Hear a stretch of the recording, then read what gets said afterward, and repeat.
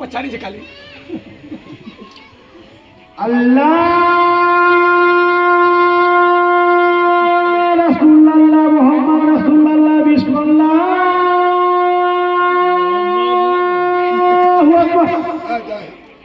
यही सब है हमको